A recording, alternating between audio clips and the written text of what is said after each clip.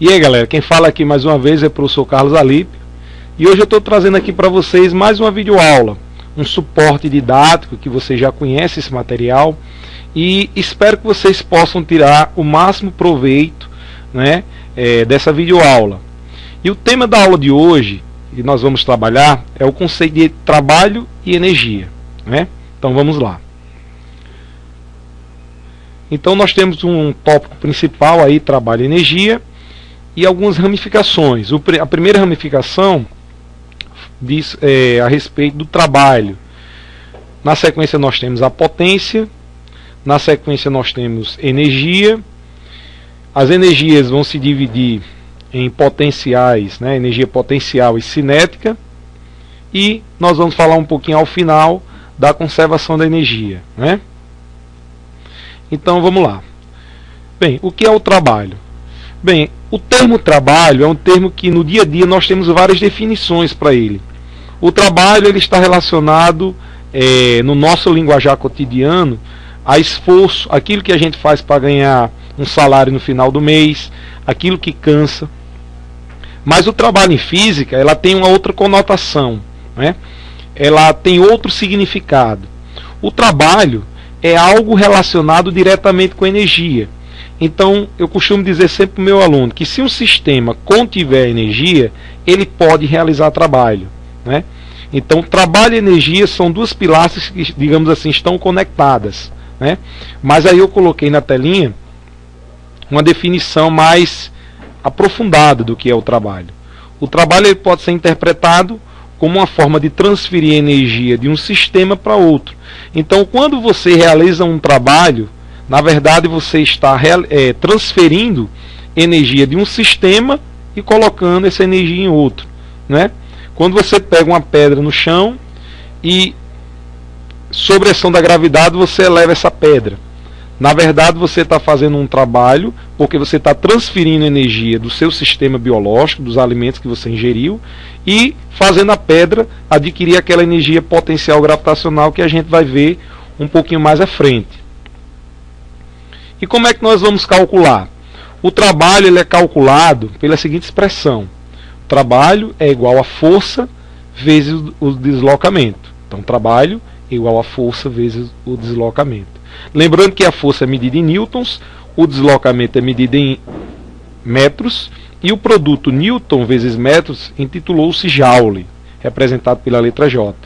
Lembrando que essa expressão, trabalho igual a força vezes o deslocamento, ela é trabalhada, eu estou trabalhando dessa forma, para o pessoal do 9º ano.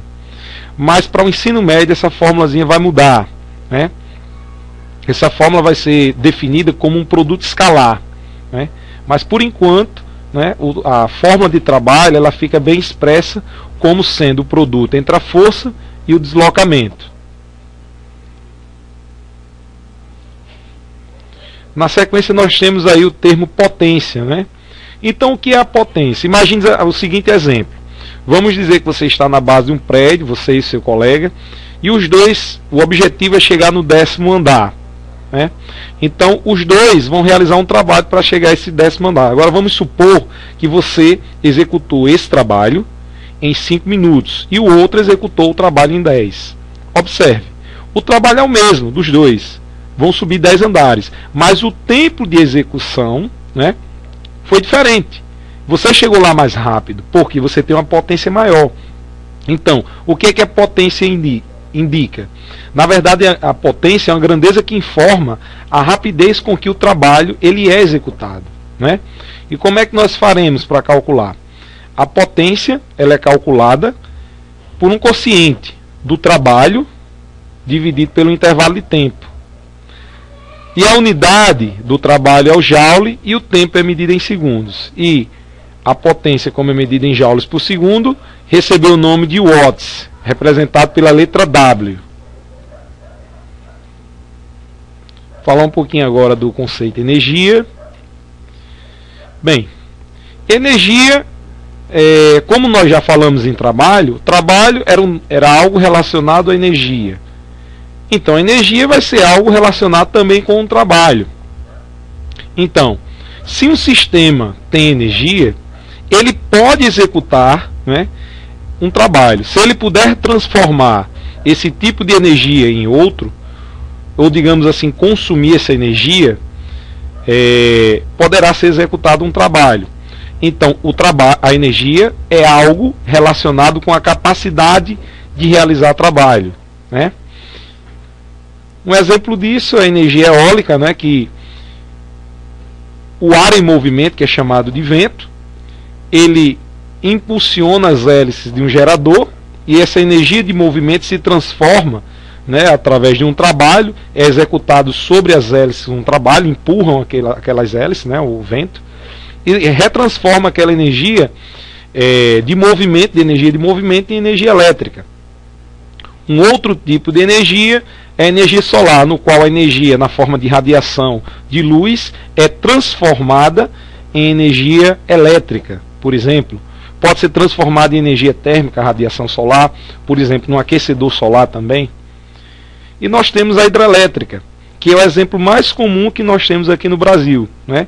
Onde a nossa geração de energia ela é basicamente em cima desse princípio, no qual a água é aprisionada por uma represa, ela fica a uma determinada altura, ou seja, ela tem uma energia potencial gravitacional, ela é canalizada por um tubo, ganhando energia cinética à medida que ela vai caindo, e girando uma turbina. E esse processo de giro, acontece um processo eletromagnético lá dentro, que não vem ao caso comentar agora, e transforma essa energia de movimento, da queda d'água, em energia elétrica.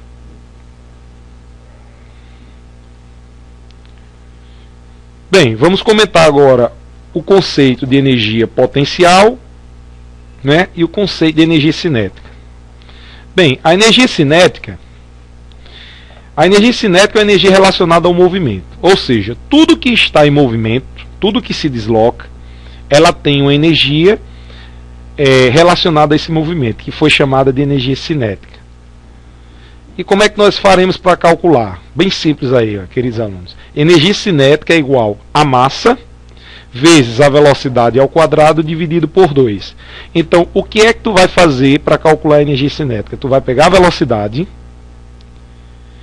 elevar ao quadrado, lembrando que a velocidade em metro por segundo, a massa em quilogramas, vai pegar a velocidade ao quadrado, multiplicar pela massa e dividir por 2. Ao final, você coloca a unidade de joule, né? E na sequência nós temos a energia potencial. Então, o que é uma energia potencial? Uma energia potencial é uma energia que ela, digamos assim, ela está configurada, é uma energia de posição, é uma energia de configuração. Se você colocar o objeto naquela posição, ela vai adquirir uma energia chamada de potencial. Hoje a gente poderia dizer que é uma energia armazenada, né? E ela se divide em dois ramos. A energia potencial ela pode ser potencial elástica, né?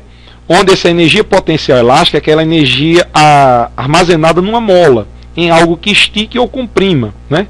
Então tudo que estica, tudo que pode ser esticado ou comprimido, ela armazena uma espécie de energia. Se você pegar uma mola, esticar e segurar, você vai perceber que a mola naquela configuração, naquela posição, como eu falei aí no item, ela tem uma energia armazenada. Se você soltar, a mola volta, né? E como é que tu vai fazer para calcular a energia potencial elástica de uma mola? A energia potencial elástica, ela é calculada por kx ao quadrado sobre 2, onde k é a constante elástica da mola, o x é a deformação. Aí tu vai fazer o seguinte procedimento: pega a deformação da mola, eleva ao quadrado, multiplica pela constante elástica da mola e divide por 2. E ao final, mais uma vez, a unidade, o joule. O outro tipo de energia potencial que nós temos é a chamada potencial gravitacional. O nome em si já é bem sugestivo. Por quê? É uma energia relacionada ao campo gravitacional na Terra. Então, quando tu pega um objeto de massa m e posiciona esse objeto dentro do campo gravitacional, a uma determinada altura de um referencial, ele armazena o objeto naquela posição, ele tem uma energia potencial gravitacional, né? Que é calculada, que é definida, o cálculo dela, pela seguinte expressão: m vezes g vezes h, onde a energia potencial gravitacional é a massa vezes a aceleração da gravidade, vezes a altura representada pelo H. Lembrando que a massa é em quilogramas, o G, no caso da Terra, baixas altitudes, no Equador, é 10 metros por segundo ao quadrado, aproximadamente, e o H é a altura que o objeto está em relação ao ponto de referência. E a unidade é o Joule, né?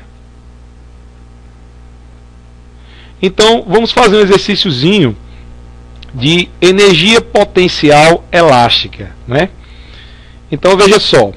Uma mola de constante elástica K, 400 newtons por metro, é comprimida de 5 centímetros. Determinar a sua energia potencial elástica. Então, vamos para os dados, né? Foi dado o K, que é 400 newtons por metro, o X, que é a deformação, que é 5 centímetros, que aí eu já fiz a transformação de centímetro para metro, só basta dividir por 100, né, que vai dar 0,05. Colocando em notação científica, que já foi trabalhado isso em sala de aula, é 5 vezes 10 a menos 2 metros, ficou faltando a unidadezinha aqui, coloque aí, queridos alunos. Então veja só, como é que tu vai calcular a energia potencial elástica, que a questão está pedindo? Então ele deu tudo já, ele deu o K e deu o X, então só é aplicar a fórmula, né? Então, o K é 400, o X é 5 vezes 10 a menos 2, fica ao quadrado. 400 dividido por 2, 200. 5 vezes 10 a menos 2 elevado a 2. Lembrando, queridos alunos, que esse quadrado está elevando tanto 5 como essa potência de 10 a menos 2. 5 ao quadrado, 25. E 10 a menos 2 ao quadrado, 10 a menos 4, né? Fazendo as contas, nós vamos chegar a 200 vezes 25, 5.000. Colocando aí, resolvendo o probleminha, vamos chegar à conclusão que a energia potencial elástica é 0,5 joules. Então, ok. Agora vamos falar um pouquinho da conservação da energia, né? Primeira coisa que eu tenho para falar para vocês é o seguinte. Existe uma pilastra na física que afirma o seguinte: a energia, ela não pode ser destruída. Ela só pode ser transformada de um modelo para outro, né? A energia dos ventos, vamos falar da energia eólica, que foi o tema, a figurinha que eu coloquei lá quando estava trabalhando energia com vocês. Então aquela energia dos ventos, aquela energia do movimento do ar, ela foi transformada, né, em eletricidade. Se você pegar essa eletricidade, essa energia elétrica, ligar um ventilador, ela vai ser retransformada em movimento de novo, né? Então veja, na verdade é um ciclo. Na verdade a energia, ela não se perde, ela só se transforma de um modelo em outro, né? A energia química que você dá para um carro na forma da gasolina, quando a queima, essa energia liberada da combustão da gasolina, ela se transforma em movimento, em energia cinética.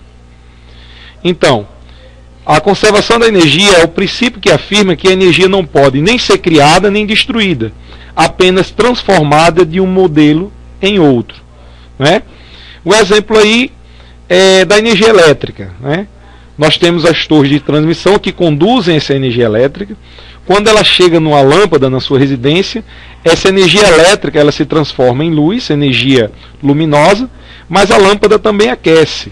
Então ela terá também a energia térmica. Mas se você somar essa energia na forma luminosa e na forma de aquecimento, você vai ver que é exatamente a energia que tinha no início. Ou seja, tudo que você tinha antes vai aparecer depois em termos de energia. A energia só se transformou de um modelo em outro. A energia elétrica se transformou em energia na forma de luz e em energia na forma térmica, né?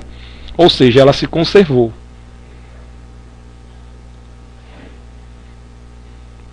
Então está aí a conservação da energia numa usina hidrelétrica. Como é que funcionaria, professor, essa conservação da energia numa usina hidrelétrica? Então nós temos o seguinte princípio. O Sol é o elemento fundamental nesse processo. Primeiro ele evapora as águas dos oceanos, se transforma em nuvem, e essas nuvens elas se precipitam nesse reservatório, subindo esse nível aqui ao lado, né? Então, se ele tem uma determinada altura dentro do campo gravitacional, então essa água tem uma energia, que é chamada de energia potencial gravitacional, que eu expliquei no slide anterior. Então essa energia potencial, essa água, ela é canalizada, ela já tem energia aqui pelo fato da gravidade, ela é canalizada por um duto e ao perder energia potencial gravitacional, ela transforma essa energia potencial gravitacional em cinética, em movimento, que por sua vez transforma em movimento na turbina, que mais uma vez retransforma essa energia de movimento em eletricidade.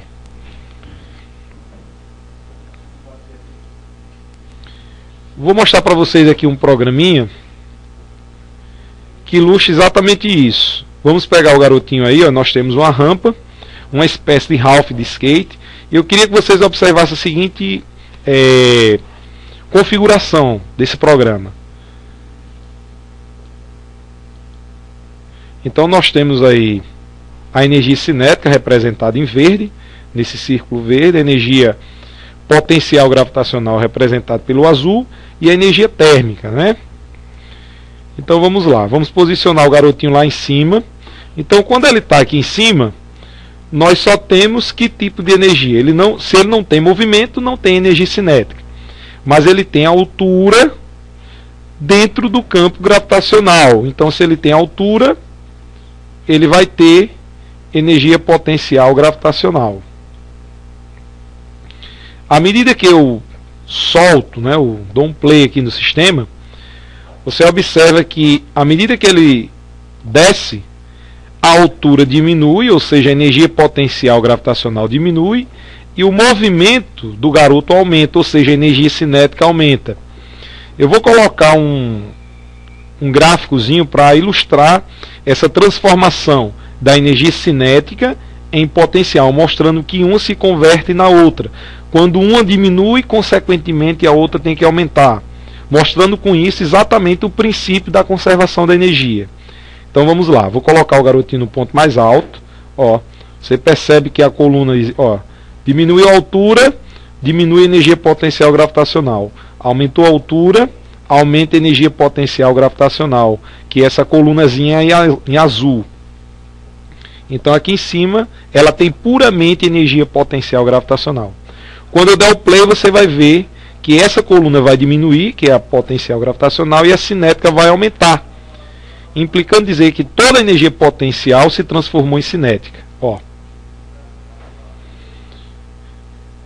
Quando ele chega aqui embaixo, vai acontecer o inverso. A energia cinética, à medida que ele vai subindo, a energia cinética diminui e a potencial aumenta, mostrando exatamente essa transformação de energia. Como esse sistema é um sistema que não tem forças dissipativas, a energia cinética se transforma em potencial e a potencial em cinética. Agora vamos fazer o seguinte. Vamos colocar forças dissipativas, né?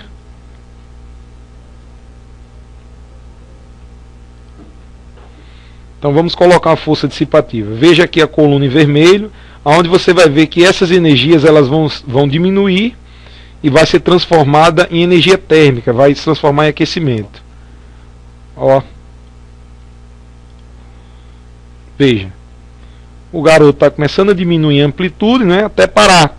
Porque toda a energia que ele tinha foi transformada devido ao atrito em aquecimento na rampa. Mais uma vez a energia se conserva. A energia cinética e potencial, ela foi transformada aqui em vermelho em energia térmica.